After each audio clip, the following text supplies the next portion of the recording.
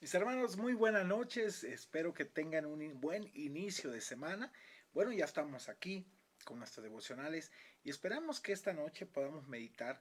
Fíjense que esta Navidad, precisamente yo les hablaba a los hermanos de la iglesia acerca de todas esas tradiciones que constantemente los cristianos a veces hemos adoptado por la falta de lectura de la Biblia. Hacemos de las tradiciones algo que en verdad no dice la Biblia y ponemos más en peso que hasta la misma Biblia en ese aspecto. He escuchado muchos sermones, ¿no? Por ejemplo, escuchaba uno de las cuatro velas del advenimiento y la verdad es interesante, pero nada que ver con la Biblia. Entonces a veces estamos imponiendo cosas. Y hoy quiero hablarte de un tema muy interesante y que lo titulé Una verdad que se cambió para comercializar en estas fechas.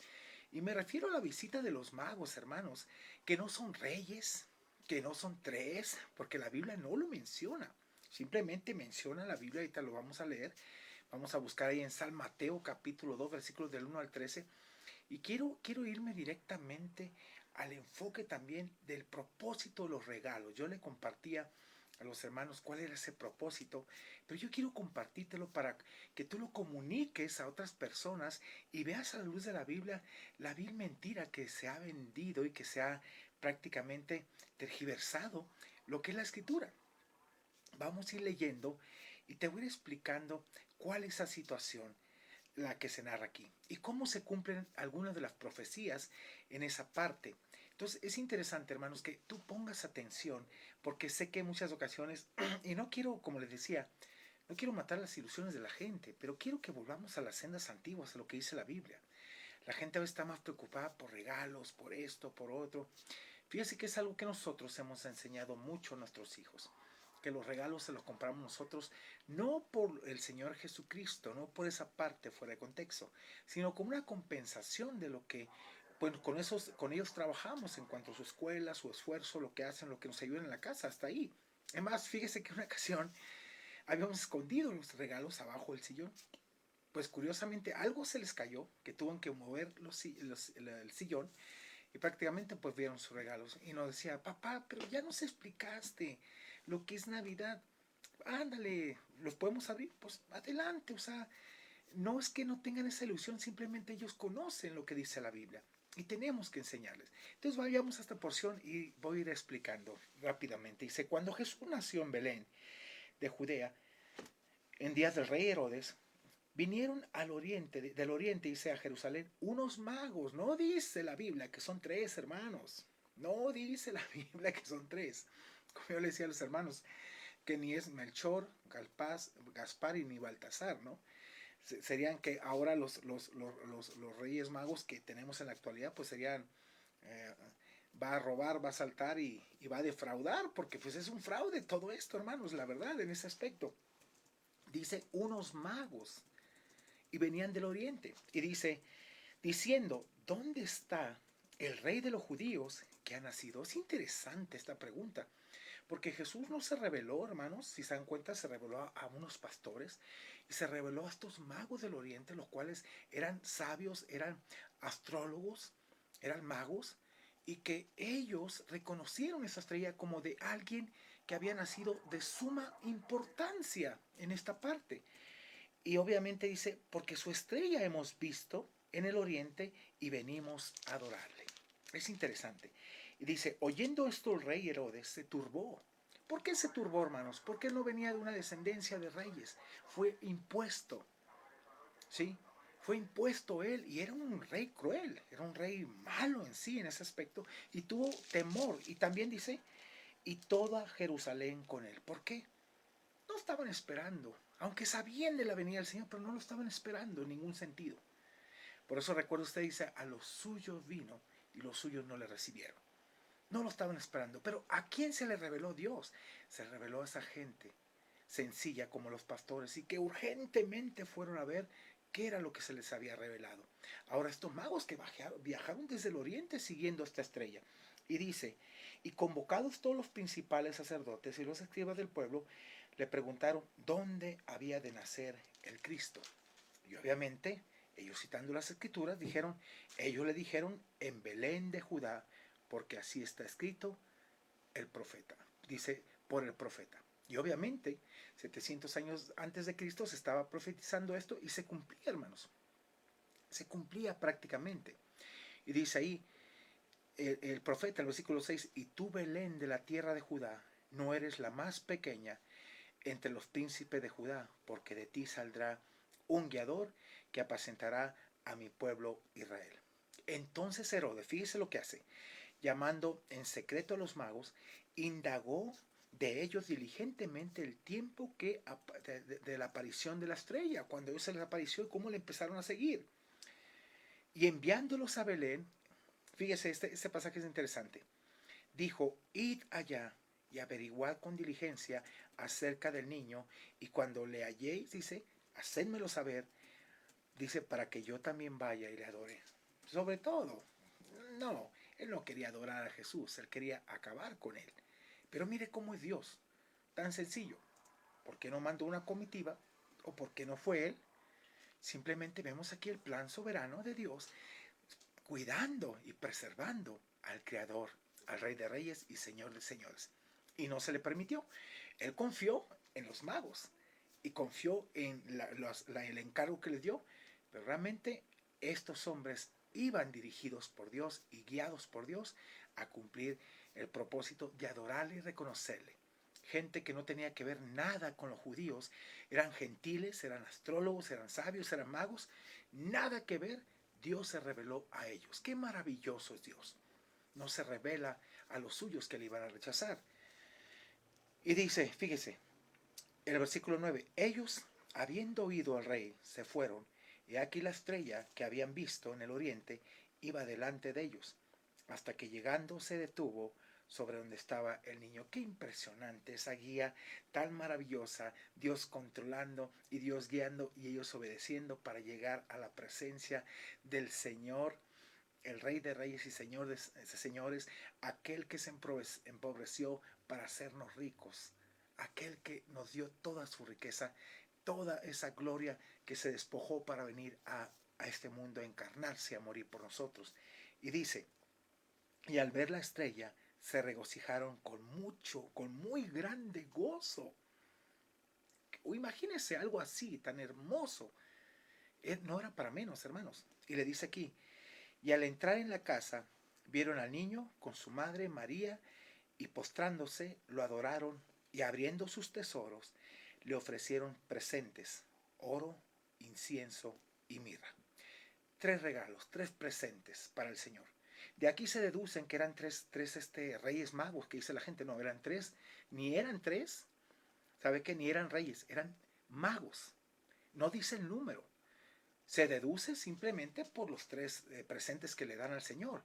Pero estos presentes, hermanos, tienen un propósito que tal vez a usted no se lo han explicado o no lo ha entendido. Pero todo esto tiene un plan soberano de parte de Dios, de cumplir el propósito de Dios, no como la gente lo saca. Ah, pues hay que darle los presentes, regalos a los niños. Nada que ver con los niños, nada que ver con lo que el fuera de contexto se ha sacado. Vea el propósito de esto, ¿sí?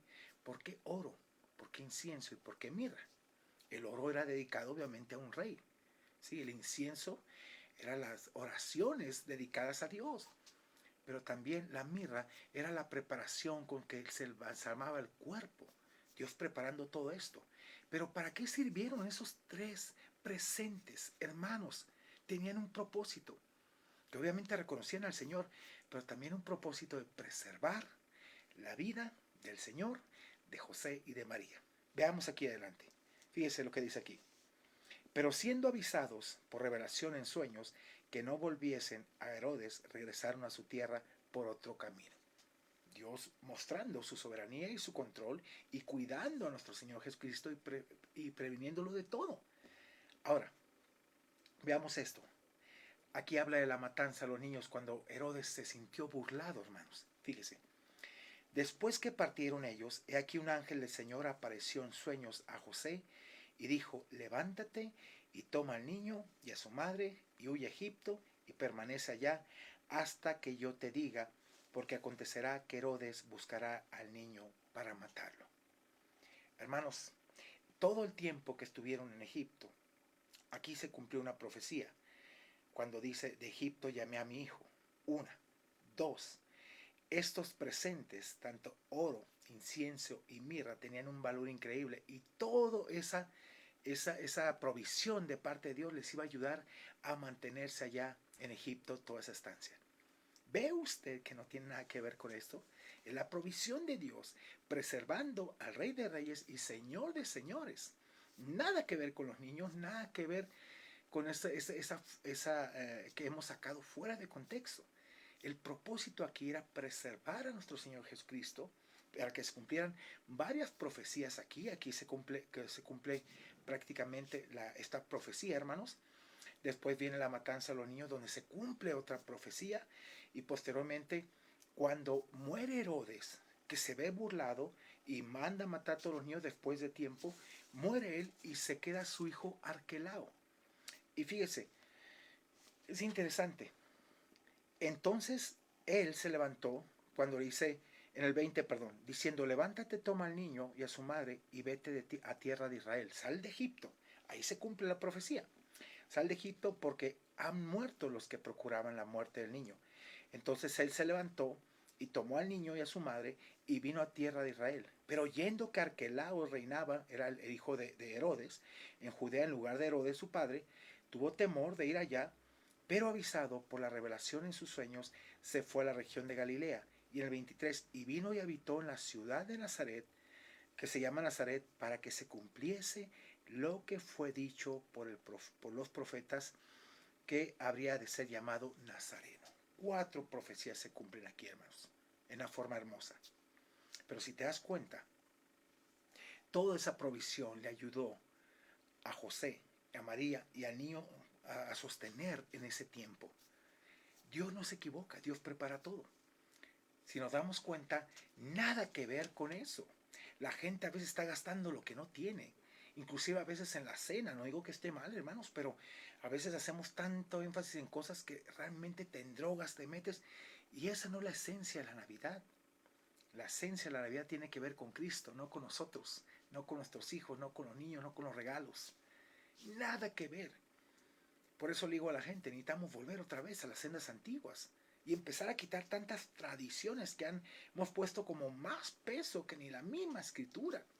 Aquí yo te expliqué esta parte.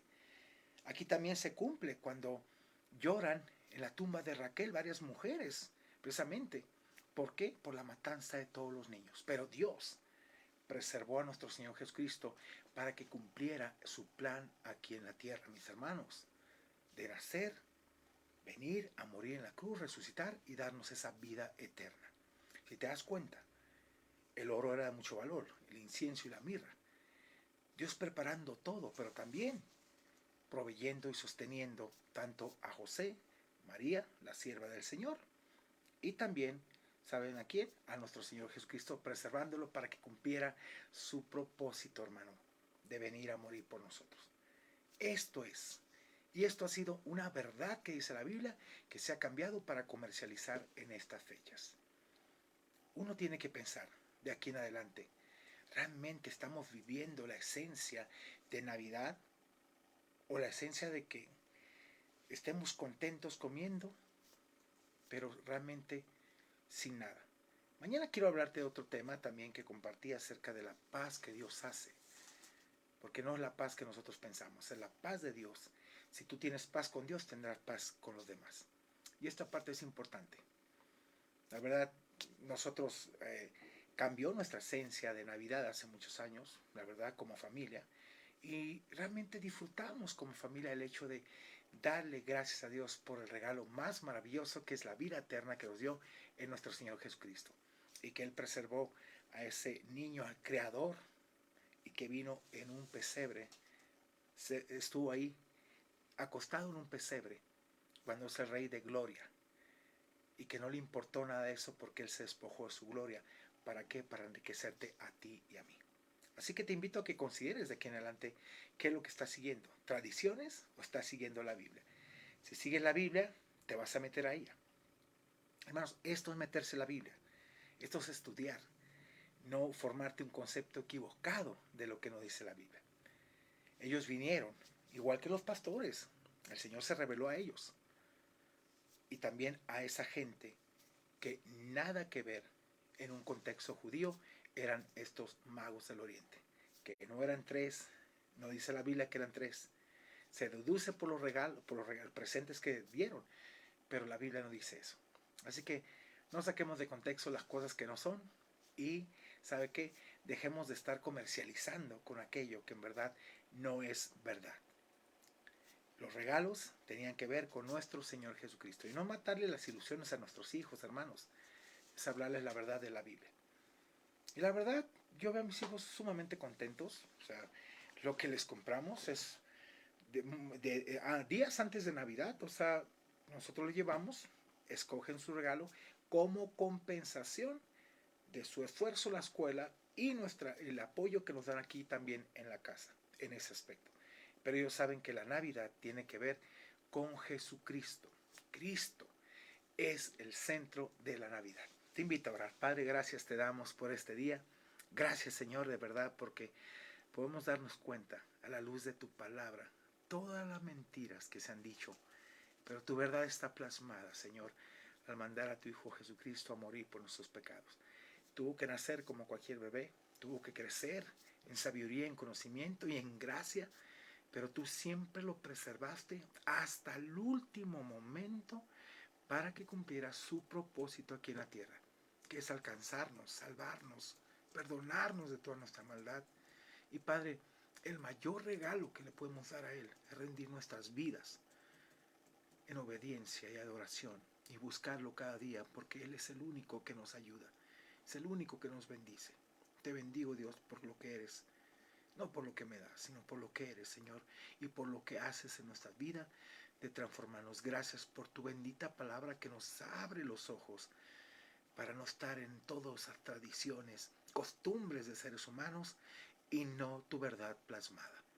Tu verdad, Señor, nos lleva a conocerte, pero Padre, quitemos toda esa basura de tradiciones y pongamos tus principios y seguirlos de acuerdo a tu deseo y tu voluntad. Gracias, Dios, por haber muerto por nosotros y gracias por resucitar para darnos esa vida eterna. Te bendigo, Señor, y gracias. El mejor regalo que pudimos abrir hace muchos años es, Padre, precisamente la vida eterna, que es por gracia. Y gracias por dárnosla. En el nombre de Cristo Jesús. Amén y amén. Mis hermanos, bueno, quiero agradecer a todas las personas que estuvieron con nosotros el sábado. Tuvimos nuestro primer servicio navideño como iglesia. Y bueno, posteriormente el día de ayer a la 1 de la tarde tuvimos nuestro servicio. Y posteriormente muchos de los hermanos se quedaron a degustar esos ricos platillos, ¿no?, que hicieron, y fue un tiempo muy bonito. Igual este domingo primero vamos a tener este tiempo de adoración a nuestro Señor a la 1 y posteriormente pues también muchos de ellos quieren quedarse, compartir y estar en ese ambiente de amor. Te invitamos, si gustas, con toda confianza. Pide informes a los teléfonos 2223 81 11 73 y 2212 07 9795. Hermano, Dios te bendiga, un placer. Y mañana te voy a explicar otra cuestión acerca de la paz. Esa paz que Dios vino a darnos. Que Dios te bendiga, excelente noche y disfruta este inicio de semana. Disfrútalo con Dios. Gracias.